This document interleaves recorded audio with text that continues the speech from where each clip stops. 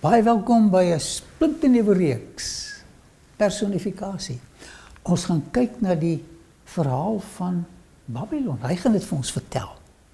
Ons gaan kyk na die verhaal van Jerusalem, Damaskus, Nineve en ander plekke soos Ramoth Gilead en Mispa, Bethel. Dit is 'n nuwe taaldimensie. En ek vertrou dat jy baie seëninge hier gaan uitput. Nou, taal is een van die grootste wonders wat daar bestaan. En dit is interessant om te sien hoe taal eintlik ontstaan het na die sonvloed. Met taal kan ek vir jou vertel van dit wat diep in die hart begrawe lê. En jy kan dit ook doen. Met taal kan ons 'n mooi verhouding verwoes. Met taal kan ons 'n mooi verhouding opbou. Taal is so belangrik en is so belangrik wat ons sê. Kan ek van myself in die derde persoon praat? Ja, dit is 'n baie interessante dinamika wat nuwe gedagtes uitbring. Ek kyk dan na myself met ander oë. In die Bybel kry mense 'n skryfstyl wat jy personifikasie noem. Byvoorbeeld Johannes Burg. Hy is 'n menselement in hierdie stad se naam, Johannes Burg. Dis personifikasie. Hier is 'n ander voorbeeld. Toe hulle dit aan Jotam meedeel, het hy op die top van die berg Gerizim gaan staan en sy stem verhef en uitgeroep en aan hulle gesê: "Luister na my, burgers van Sichem, sodat God na julle kan luister." Eendag het die bome, hier het ons nou 'n personifikasie, die bome word nou mense. Eendag het die bome gegaan om 'n koning oor hulle te salf en aan die olyfboom gesê: "Wees koning oor ons." Maar die olyfboom het vir hulle gesê: "Sou ek my vettigheid opgee wat God en die mense in my prys en oor die bome gaan swewe?" Sien, hier praat die bome nou. Toe sê die bome vir die vyeboom: "Ag man, kom jy, wees koning oor ons." Maar die vyeboom het vir hulle gesê: "Sou ek my soetigheid en my goeie vrugte opgee en oor die bome gaan swewe?" So die bome praat nou. Personifikasie is 'n nuwe diepte in die taalwetenskap. Toe sê die bome vir die wingerdstok: "Kom jy, wees koning oor ons." Maar die wingerdstok het vir hulle gesê: "Sou ek my mos opgee wat God en die mens vrolik maak en oor die bome gaan swewe?" So hierdie personifikasie kom na 'n punt toe, maar hy gebruik dit as 'n inleiding, 'n proloog. Toe sê al die bome vir die steekdoring: "Kom jy." Het ons nou ou steekdoring. "Kom jy." So hy het net nou sê: "Wie is die ou steekdoring?" "Kom jy, ou steekdoring, wees koning oor ons." En die steekdoring, treurigste van almal, het vir die bome gesê: "As julle in waarheid my as koning oor julle self, kom dan, skuil in my skaduwee. Maar so nie, laat daar dan vuur uitgaan uit die steekdoring en die seders van die Libanon verteer." So hierdie ou steekdoring gaan nou moeilikheid maak. En nou verduidelik Jotam die personifikasie van die bome. Kom ons luister. "As julle dan nou in waarheid en in opregtheid gehandel het deur Abimelech koning te maak, en as julle goed gedoen het aan Jerubbaal," dit is nou sy pa, "en sy huis, en as julle aan hom gedoen het na die verdienste van sy hande, julle vir wie my vader geveg het en sy lewe gewaag het, en wat hy uit die hand van die Midianiete gered het, maar wat vandag opgestaan het teen die huis van my vader, en sy seuns, 70 man, op een klip vermoor het, en Abimelech, die seun van sy slavin, koning gemaak het oor die burgers van Sichem, omdat hy julle broer is. En as julle vandag in waarheid en in opregtheid gehandel het met Jerubbaal en sy huis, wees dan vrolik oor Abimelech, die steekdoring, en mag hy ook vrolik wees oor julle. Maar so nie. Laat daar dan vuur uitgaan uit Abimelech en die burgers van Sichem en die huis van Milo verteer. En laat daar vuur uitgaan uit die burgers van Sichem en uit die huis van Milo en Abimelech verteer. Daarop het Jotam pad gegee en weggevlug en na Beer gegaan en daar geblyf vanweë Abimelech sy broer. Wat van personifikasies by Jerusalem? Die Bybel verwys na Jerusalem as die dogter van Sion. So hier gee hy Jerusalem 'n mensnaam, vroulike naam, dogter van Sion. En ons het begin by die personifikasie van Jerusalem. Dit is opwindend. Luister hoe praat sy. Onthou, dis nie manlik nie, dit is vroulik. Luister hoe praat sy. Jerusalem personifikasies, die geskiedenis. Nou dit wat julle hier sien, is hoe ek, Jerusalem, dogter van Sion, tans lyk. Kom ek neem jou terug na my geskiedenis in die 19de eeu. Dis amper 4000 jaar gelede. In Egipte was daar 'n hele klomp vervloekingstekste ontdek. Die Engels praat van die execration texts. Hierdie inligting, hierdie literatuur, vertel hoe om vyande te vervloek, sodat hulle jou nie sal skade aandoen nie. So jy leer so 'n paar vloeke, dan vloek jy dit op mense. Hulle verwys onder andere na die Amorite van Jerusalem as 'n groot gehoor. So het argeoloog vir die eerste keer inligting oor Jerusalem gekry. Dit is belangrik, dis 'n belangrike stelling, want dit vertel vir jou dat ek, Jerusalem, dogter van Sion, destyds 'n gevreesde vyand van Egipte was. So hier vertel Jerusalem vir ons nou sy storie. En dis interessant. Jy gaan sommer nuwe respek kry vir hierdie Jerusalem.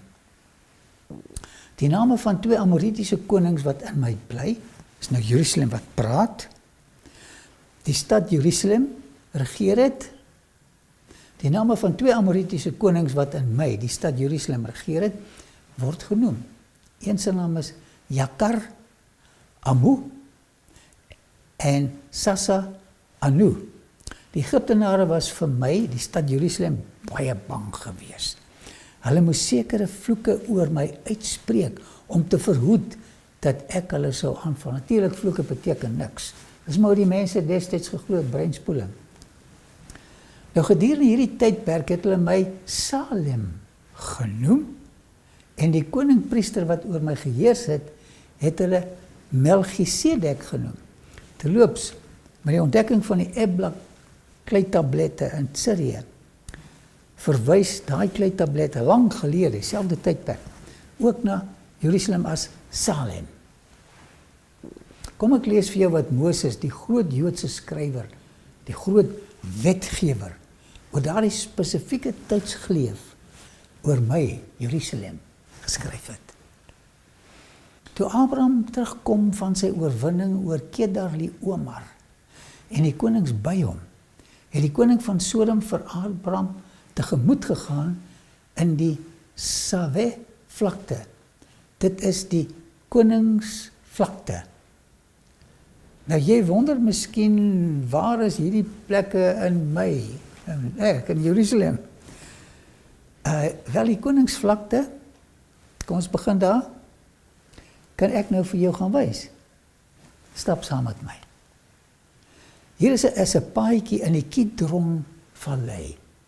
Hier het groot geskiedenis afgespeel. Ons soek na bewyse dat die koningsvlakte se ander naam die Kidron is. Ek het dit gekry. Hier kry het Kings Valley Trail.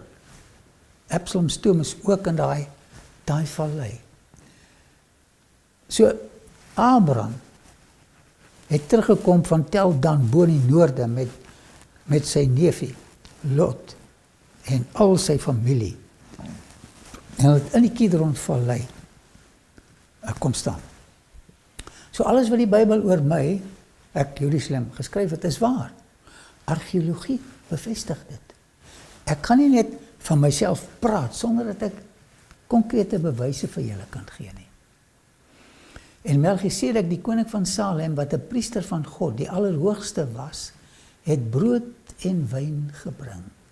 Dit is in die Kidron vallei waar Abraham met die gevangenisse kom staan het. En hom geseën en gesê, geseënd is Abraham deur God, die Allerhoogste, die skepper van hemel en aarde. En geseënd is God, die Allerhoogste, wat u vyande in die hand gegee het. Toe gee hy hom 'n tiende van alles, en die koning van Sodom sê vir Abraham, gee my die mense, maar neem die goed vir u self. Maar Abraham het hom geantwoord, ek het my hand opgelig en 'n eed afgelê voor die Here, voor God die Allerhoogste, skepper van hemel en aarde, dat ek niks van jou sal vat nie, nie eers 'n garingdraad of 'n skoenveter nie, sodat jy nie kan sê, ek het vir Abraham ryk gemaak nie. Nou dis als geskiedenis wat in my, in Jerusalem, afgespeel het. Ek voel so trots oor hierdie geskiedenis. Niks vir my nie.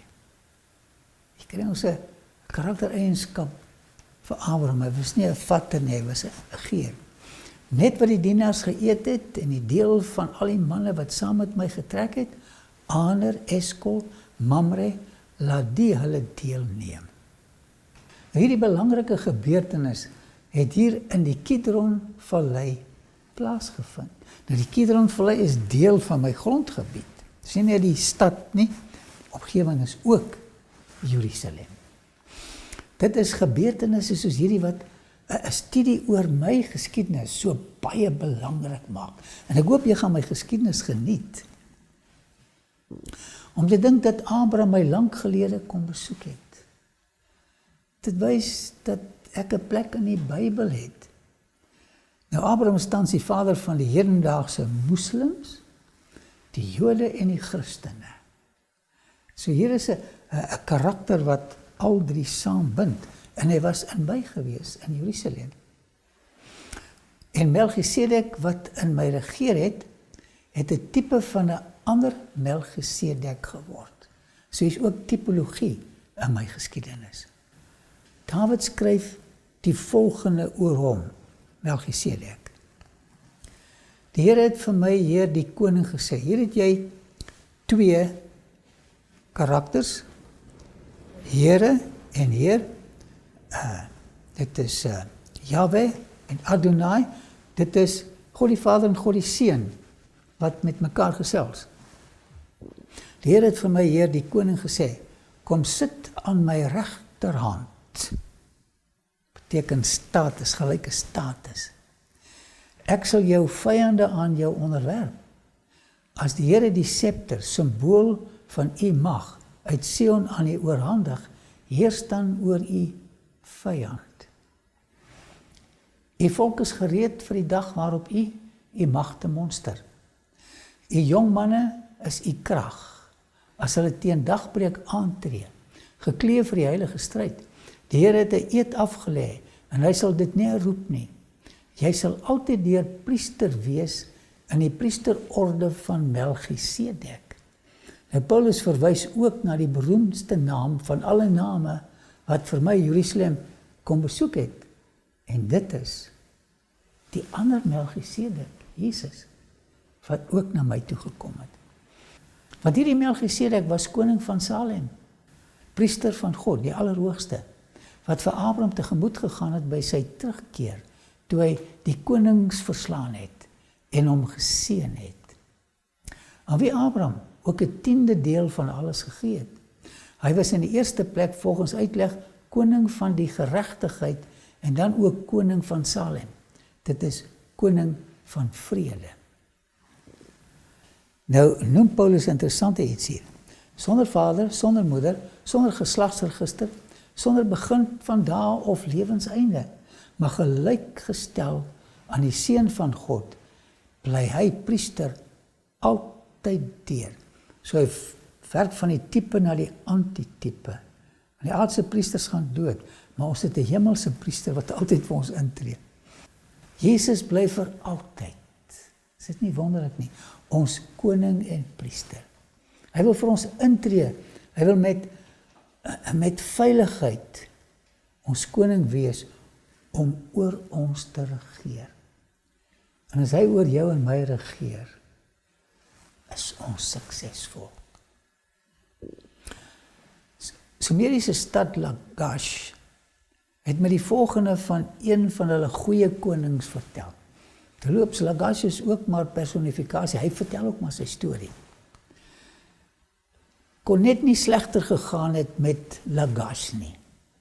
Met baie keer gaan dit goed met 'n volk of 'n stad of 'n mens en dan word hulle verskriklik sleg. Hier het jy uiterste slegtigheid by Lagash gekry. Urakagenda, hier is 'n interessante naam, het toe oorgeneem en die korrupsie uitgeroei. Dit was tyd die mense het gewag vir 'n nuwe heerser. En hier kom Urakagenda en hy maak skoon. Saam met 'n nuwe regverdige beskermde wet lees ons vir die eerste keer van vryheid amargie. Amargie is die eerste keer hier gebruik. Luister wat skryf hy van sy geslagsregister. Hierdie was my 'n groot ontdekking. Urakagenda, die veroweraar, die usurpeerder, skryf die volgende van homself. Sonder vader, sonder moeder, sonder geslagsregister, sonder begin van dae of lewenseinde. Dis nie 'n letterlike iets hierdie nie. Hy het ouers gehad. Dit dui op 'n ongelooflike verlossingsboodskap. Wat hy sê is dat hy nie die koningskap geërf het van Lagash nie. Hy het dit kom verower. Hy het kom amargie, vryheid gebring. Hy sê eintlik vir ons, julle sal nie my stamboom in die Sumeriese annale van Lagash vind nie. Sonder vader, sonder moeder, sonder geslagsregister. Hy het nie dieselfde geslagsregister as die konings voor hom gehad nie. Wat wil hierdie uitdrukking dan vir ons sê? So 'n bietjie dink. Hy het 'n korrupte regering met 'n goeie een vervang. Dit is wat hierdie stamboomlose iets vir ons sê. Hy het vir die verowerde onderdane vryheid amargie gebring wat hulle nie voorheen gehad het nie. Hulle was slawe van 'n bestel gewees. Hy het reg aan die onderdruktes gebring. En Paulus gebruik hierdie Sumeriese uitdrukking om na 'n ander bevryder, 'n ander Urakagenda te verwys. En wie was hy? Jesus gaan 'n einde maak aan die onderdrukkende heerskappy van Satan.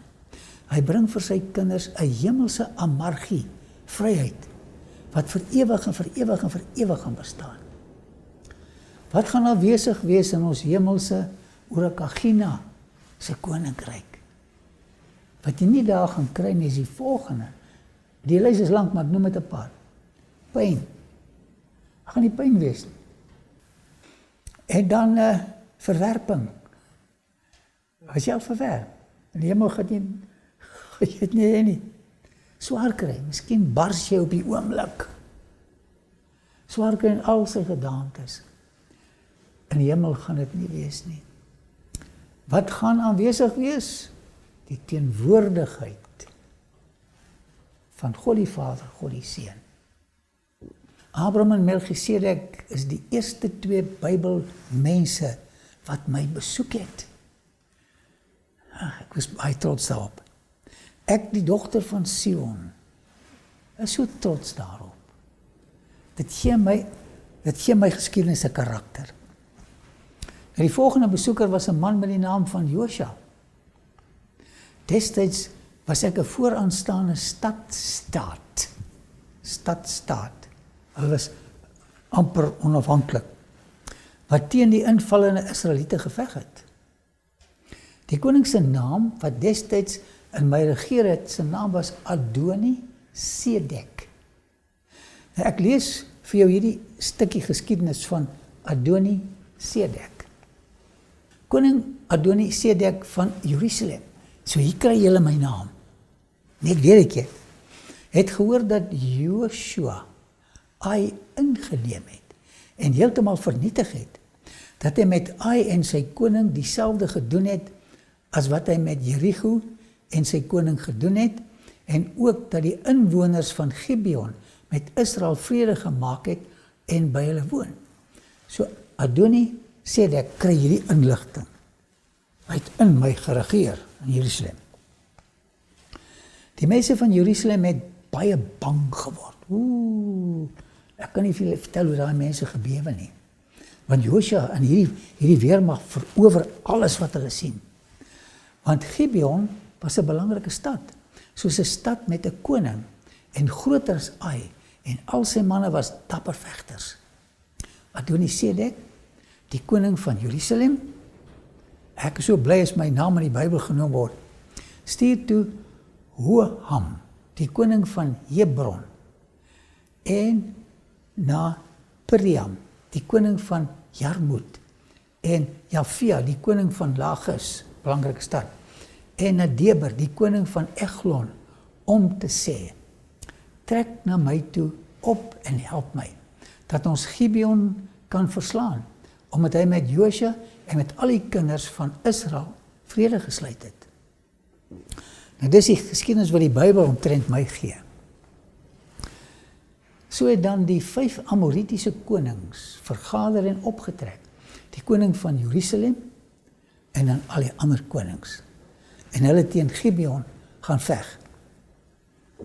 Maar die manne van Gibeon het na Josua gestuur in die laar van Gilgal, om te sê, trek u hande nie af van u dienaars nie.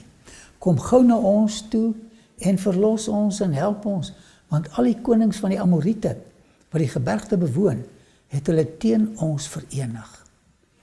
Daarop het Josua opgetrek uit Gilgal en het al die weerbare manskappe en al die dapper helde saam met hom. En die Here het aan Josua gesê, wees nie bevrees vir hulle nie, want ek gee hulle in jou hand. Niemand van hulle sal voor jou stand hou nie. Toe Josua hulle skielik oorval, het hy die hele nag deur van Gilgal af opgetrek. En die Here het hulle in verwarring gebring voor Israel. En hy het 'n groot slag onder hulle geslaan by Gibeon en hulle agtervolg op pad na die hoogte van Bet-Horon en hulle verslaan tot by Aseka en tot by Makeda. En toe hulle voor Israel uitvlug terwyl hulle op die afdraande van Bet-Horon was, het die Here groot haalstene uit die hemel oor hulle gewerp tot by Aseka, sodat hulle gesterf het. Daar het meer gesterf deur die haalstene as wat die kinders van Israel met die swaard doodgeslaan het. Nou moet jy weet, my burgers en my koning was in hierdie oorlog gewees. So van my manskappe was onder die wat in hierdie veldslag gesterf het. So ek is Jerusalem uitgehuil. Ek het my koning en my manskappe verloor. Toe het Josua met die Here gespreek op die dag dat die Here vir die Amorite aan die kinders van Israel oorgegee het en voor die oë van Israel gesê, son staan stil in Gibeon en maan in die dal van Ayalon. Hier in Jerusalem het ek hierdie goed gesien. Die dag wil net nie verbygegaan het nie. Toe staan die son stil en bly die maan staan, totdat die volk hulle gewreek het op hulle vyande. Staan dit nie geskrywe in die boek van die opregtes nie? En die son het bly staan in die middel van die hemel, en het hom nie gehaas om onder te gaan nie, omtrent 'n volle dag. En daar was geen dag soos hierdie een, voor hom en na hom, dat die Here na die stem van 'n man geluister het nie. Want die Here het vir Israel gestry. Daarop het Josua die hele Israel met hom saam na die laar van Gilgal teruggekeer. Maar daardie 5 konings het gevlug en weggekruip in die spelonk by Makeda. Toe aan Josua boodskap en gesê, die 5 konings is gevind. Hulle kruip weg in die spelonk by Makeda. My eerste koning was onder hulle gewees. Het Josua gesê, rol groot klippe teen die ingang van die spelonk en stel manne daarby om hulle te bewaak. Maar julle moenie bly staan nie. jaag julle vyande agterna en sny hulle agterhoede af. Laat hulle nie toe om in hulle stede in te kom nie, want die Here God gee hulle in julle hand. My koning Adoni is dood. My eerste koning is dood. Adoni Besek is dood. En toe Josua en die kinders van Israel hulle heeltemal verslaan het met baie groot slag, totdat hulle vernietig was, en enkele uit hulle vrygeraak het en die versterkte stede ingegaan het al die manskappe by die laar by Josua behoue teruggekom in Makeda. Niemand het teen die kinders van Israel sy tong verroer nie. Daarop sê Josua, maak oop die ingang van die spelonk en bring hierdie 5 konings uit die spelonk uit na my toe. En hier kom Adoni-Sedek uit, my koning van Jerusalem. Hulle het so gedoen, en die 5 konings uit die spelonk na hom gebring. Die koning van Jerusalem, daar is my koning. Die koning van Hebron, die koning van Jarmut en die koning van Lachis, die koning van Eglon.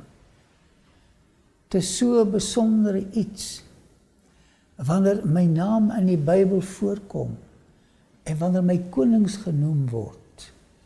Ek het gehuil oor my koning.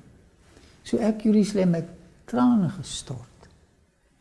En toe hulle die konings uitgebring het Josua, roep Josua al die manne van Israel en sê aan die aanvoerders van die krygsmanne, wat met hom saamgetrek het, kom nader, sit julle voete op die nekke van hierdie konings. Dis wat met my koning gebeur het. En hulle het nader gekom en hulle voete op die nekke gesit. En Josua sê vir hulle, wees nie bevrees of verskrik nie, wees sterk en volmoed, want so sal die Here met al julle vyande doen, teen wie julle sal veg. En daarna het Josua hulle neergeslaan en hulle gedood, en hulle aan 5 pale opgehang. En hulle het aan die pale bly hang tot die aand toe. My koning Adoni het aan 'n paal gehang. En teen sonsondergang het Josua bevel gegee om hulle van die pale af te haal en in die spelonk te gooi, waarin hulle weggekruip het. En hulle het groot klippe voor die ingang van die spelonk gepak, wat vandag nog daar is. Ayalon vlakte, waar Adoni-Sedek gesterf het. Dis hier waar my koning dood is. Ek het geleer dat as jy teen God se kinders oorlog maak, gaan jy verloor. En miskien moet jy die les ook leer. Moenie teen die kinders van die Here gaan oorlog maak soos my koning dit gedoen het nie. Jy sal sterf. Nou die volgende koning wat aan my geregeer het, sy naam was Abdu-Heba. In dieselfde tydperk het Akhenaten en Nefertiti in hulle stad met die naam van Akhetaten regeer. Hulle was monotheïste soos Abraham. In dieselfde tydperk het Akhenaten en Nefertiti in hulle stad met die naam van Akhetaten regeer. Later is die naam verander na Tel El Amarna, dit het die hoofstad van die destydse Egipte geword. Hulle het dieselfde God as die Israeliete gedien, soos ek net nou genoem het. My koning Abdu-Heba, sy naam is Theoforis. Met ander woorde, 'n antieke God is deel van sy naam. Abdu-Heba beteken diensknegt van die Hittitiese godin Heba. En dit is vir die mense van destyds gedoen het. Hulle sit een van hulle gode se name in hulle naam. Nou hy en die 2 vorige heidense Amoritiese konings bevestig die feit dat my vroeëre inwoners deel van my bevolking was. Dit is wat die argeologie sê. Maar as jy die Bybel in jou huis het, gaan ek gou vir jou 'n paar tekste lees. Die Bybel bevestig ook dat Amorite en Hittitiese konings in my regeer het. So spreek die Here tot Jerusalem. Jou afkoms en jou geboorte is in die land van die Kanaaniete. Jou vader was 'n Amoriet en jou moeder 'n Hittitiese vrou. Argeologie bevestig dit, want argeologie ken my geskiedenis. En hier kom die Bybel en hy sê presies dieselfde. Ek Jerusalem. En die Bybel praat uit die selfde mond. Jy kan met 'n groot gerusheid alles glo wat in jou Bybel geskryf staan. Nog enetjie. Jy is die dogter van jou moeder, wat 'n afskeid gehad het van haar man en haar kinders. Jy is die suster van jou susters, wat 'n afskeid gehad het van hulle mans en hulle kinders. Julle moeder was 'n Hetitiese vrou, en julle vader 'n Amoriet. 2 plekke op die Bybel, in die Bybel noem dit. Die eerste inwoners wat in my gebly het, was Amoriete en Hetite. Ek wil ook sommer met my korrespondensie spog wat in Egipte ontdek is. Dit word die Amarna kleitablette genoem. My koning, hierdie laaste ene, Abu Heba, het aan Akhenaten geskryf. Hy was die pa van Tutankhamen. Nou, Abu Heba, wil net weer herhaal, jou gedagtes voor, beteken diensknegt van die Hetitiese godin Heba. Hy beklaar sy lot hierso by Akhenaten en Tutankhamen en daai manne. Hy beklaar sy lot oor die inval van die Apiru of Abiru. Dis Hebreërs wat Jerusalem wil verower. Nou, hoe het dit gebeur? Hoe het dit gebeur? Kom ons lees wat gebeur het. En die kinders van Juda het teen Jerusalem geveg en dit ingeneem. So Josua het my op 'n slag ingeneem. Ek was trots op hierdie man. En dit met die skerpte van die swaard verslaan en die stad aan die brand gesteek. Kyk, hy was 'n bietjie hard op my gewees. My stad was verbrand en mense was dood. Nou dit is hoe ek tans lyk vir julle wat al Jerusalem besoek het. Hierdie is nou by die Jaffa-poort. As jy die horlosie van daardie tyd tot nou toe vorentoe draai, sien jy hoe ek nou lyk. Omtrent alles het verander. Mense in die geboue het verander. Maar ek vertel vir julle van my ou geskiedenis. En ek hoop julle geniet het, soos ek het geniet. Nou wie was die volgende om my te kom verower? Toe Dawid besluit het om sy hoofstad van Hebron te verskuif na Jerusalem toe, Salem, het die Jebusiete wat in my gewoon het, met hom die spot begin dryf. Die manne was bietjie arrogant. Die koning en sy manskappe het teen Jerusalem opgetrek. Die Jebusiete het hierdie gebied bewoon.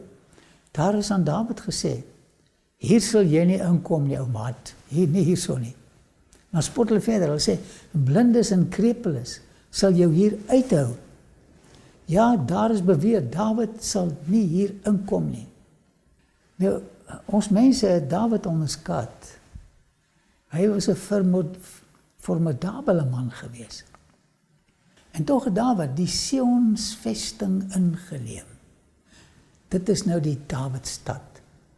So hier kry Jerusalem nog meer mensname. Sionsvesting, Dawidstad, Salem, Jerusalem, dogter van Sion, Sionsvesting, Dawidstad. So ek het 'n klomp name, almal mensname. Joab en sy manne het toegang tot my deur 'n skag gekry. Julle kan die geskiedenis daarvan lees. Warren het dit ontdek, groot argeoloog.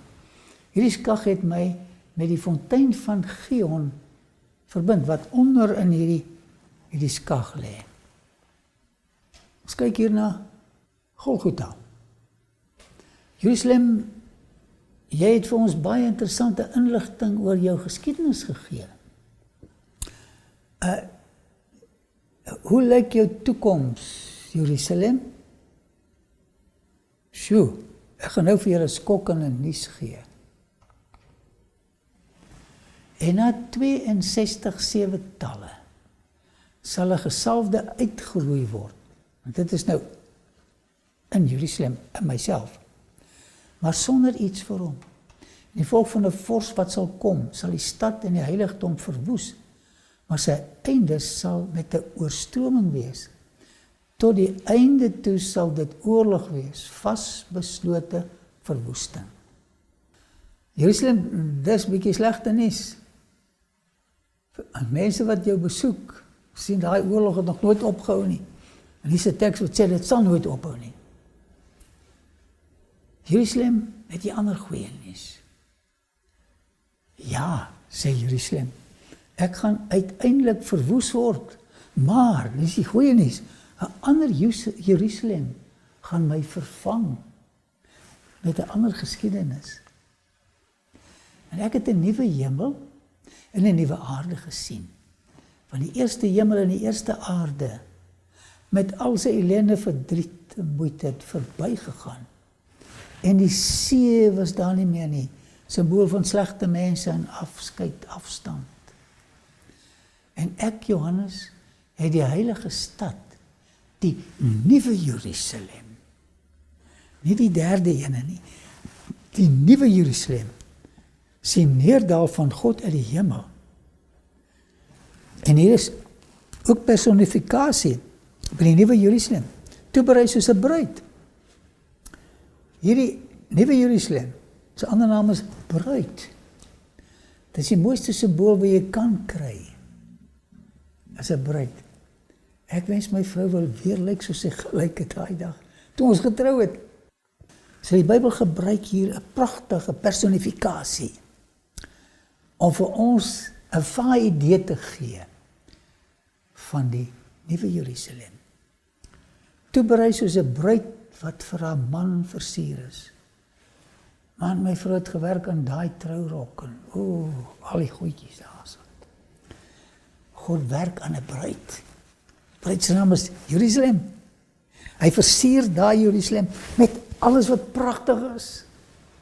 Ons sukkel so hier, ek het nie eens 'n ons goud nie. Daai stad gaan ek op Goudstraat, al die strate is goud. Hy versier hom vir ons. En ek het 'n groot stem uit die hemel hoor sê, kyk, die tabernakel van God is by die mense. En hy sal by hulle woon. En hulle sal sy volk wees en God self sal by hulle wees as hulle God. En die nuwe Jerusalem wat kom, gaan God ons buurman wees. Strate van goud. Geen konflik nie, geen vyande nie. Geen gevalle nature by mense nie, almal is jou vriende. So hier in Jerusalem vir julle sê, daar kom 'n baie beter Jerusalem. En God sal al die trane van hulle oë afvee. Nou ek weet daar's trane wat jy nie kan afkry nie. Daai pyn bly net daar. En daar sal geen dood meer wees nie. Ook droefheid en geween en moeite sal er nie meer wees nie. Dankie tog. Want die eerste dinge het verbygegaan. Kan jy jou indink? Die eerste dinge wat ons almal deur is klaar. Hoe kom ons in hierdie stad? Neem die bouer se uitnodiging aan. Hy het jou sonde vergewe. En die reis na Jerusalem is gratis. Hy vat ons verniet van hierdie planeet na die nuwe Jerusalem toe. Volgende keer gaan ek jou van die konings vertel wat in my regeer het. Ek gaan my geskiedenis vanaf Dawid tot by koning Hiskia vertel. Baie om te leer. Liefdevolle Vader, ons kyk nou na die aardse Jerusalem. Met sy pyn, sy dood, sy ellende, sy optrandes en sy aftrandes. Maar dankie vir die ander Jerusalem wat gaan kom.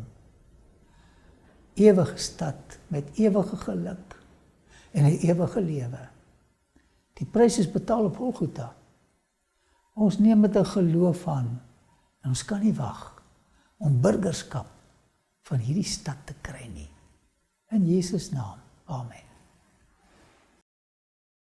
Baie dankie dat jy na die aanbieding gekyk het. Ons waardeer dit. Klik hier om in te teken op ons kanaal. Dan kan jy op die klokkie klik en kennisgewing kry van toekomstige gebeurtenisse. En klik hier om na die volgende aanbieding te kyk. Ek wil julle baie graag weer sien. Totsiens.